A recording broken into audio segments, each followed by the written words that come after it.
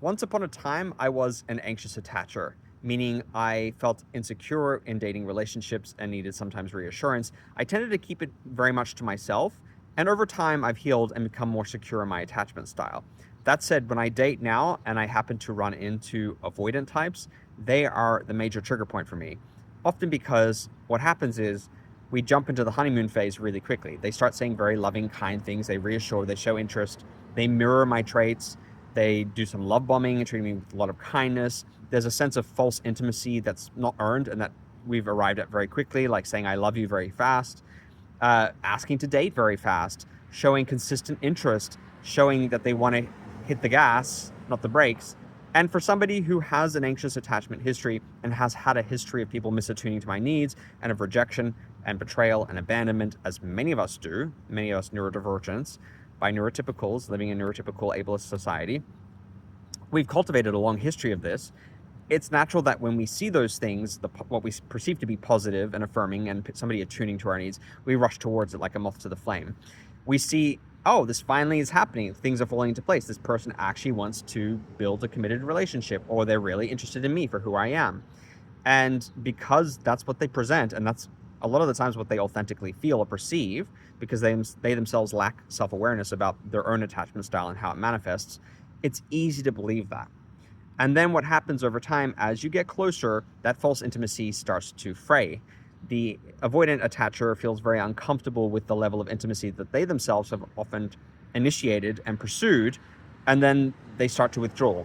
When you try to have important, crucial, emotional conversations, they start to be uncomfortable with the vulnerability that it requires, and they withdraw, shut down, deflect, change the subject, go quiet.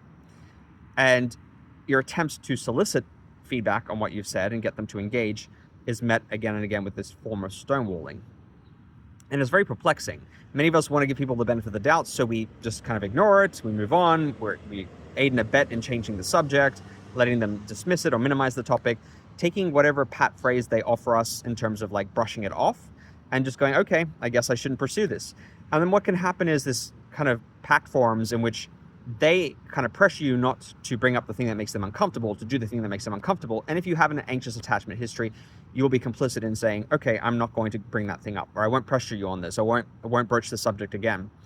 And healthy relationships require that kind of back and forth and discussion of needs and communication about what you want and where the targets are not being hit or expectations aren't being met or boundaries aren't being respected. You need that. It's a normative part of healthy relationships, but for many people who are avoidant attachers, that's very uncomfortable, and it's very activating for them. Their own attachment style activates, and they start to withdraw.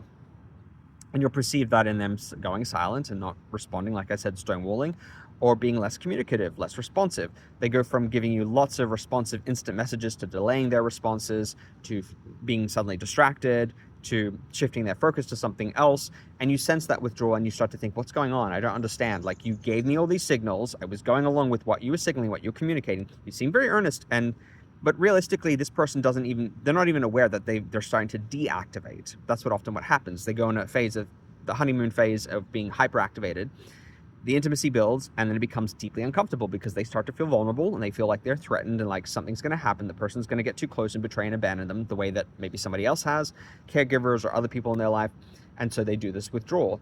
And the anxious attacher or even somebody who's secure like me, can find themselves backsliding into anxiety because they're like, I don't understand. This person's like suddenly withdrawing over nothing. What did I do? I'm far enough along on my journey to know that it often isn't me, and that this person has their own things to wrestle with. But it still hurts because you were given a false promise that this person was emotionally available, that they could show up for you, that they were interested in you, and that we're going to be consistent in their interest. You take them at face value, you take them at their word, but then there's this shift, sudden and unexpected and unexplained, and they can't even account for it. When you try to bring it up and name it, they dismiss it and pretend it isn't there because they have shame about it, or discomfort, or embarrassment, or they fear being vulnerable. And any attempts to make that repair don't happen. And as a result, the relationship can't proceed. So you can continue pursuing them, but they continue withdrawing. And so begins this roller coaster ride of the anxious attacher pursuing the avoidant attacher. And it doesn't spell anything good for the relationship, because until that divide is broached and until mutual communication happens and people both willing to stay in vulnerable states and to communicate authentically and honestly and be transparent about their needs and show up for the other person and also own their side of the street, things can't proceed. As a neurodivergent, have you had anxious attachment? Have you experienced this withdrawal from somebody who's avoidant? What's it been like for you? How have you found adjusting to this? What have been your resolutions moving forward? I would love to hear from you.